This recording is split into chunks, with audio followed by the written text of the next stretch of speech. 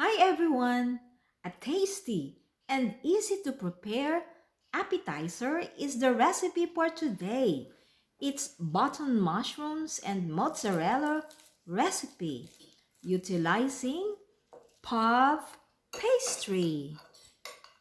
Come on and join me. Let's get started.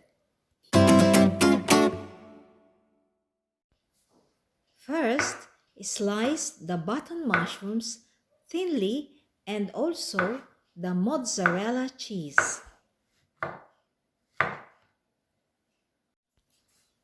Crush 1 clove of garlic and saute it in a pan with olive oil.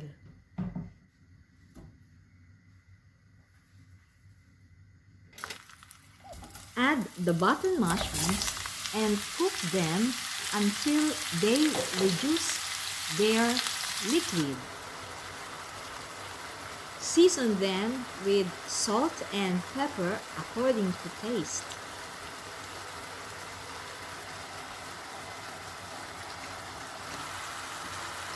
Remove the clove of garlic before turning off the heat. Pour the content of the pan, excluding the liquid. Add 80 grams of diced ham and mix them.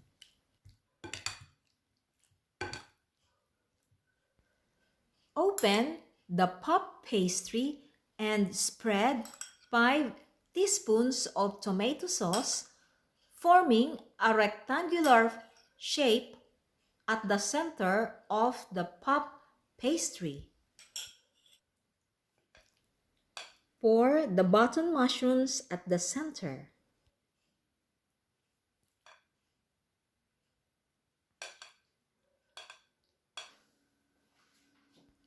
Distribute the sliced mozzarella cheese on top of the sliced button mushrooms. Create strips on both sides of the puff pastry using the pasta cutter and close it as shown here.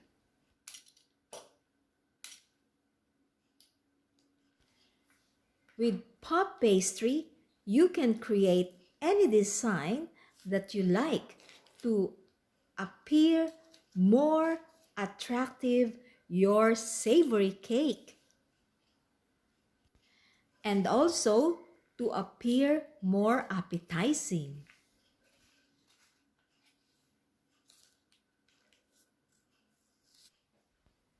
Brush the egg wash on the whole surface.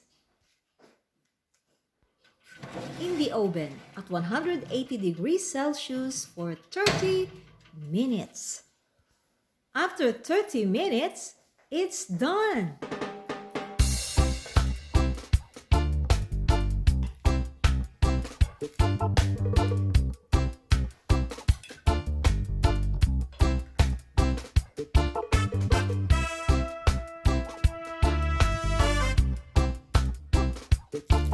Let's taste!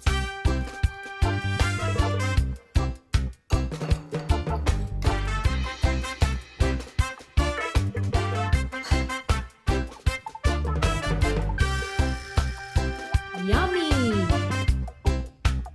With puff pastry, you can create your own variation.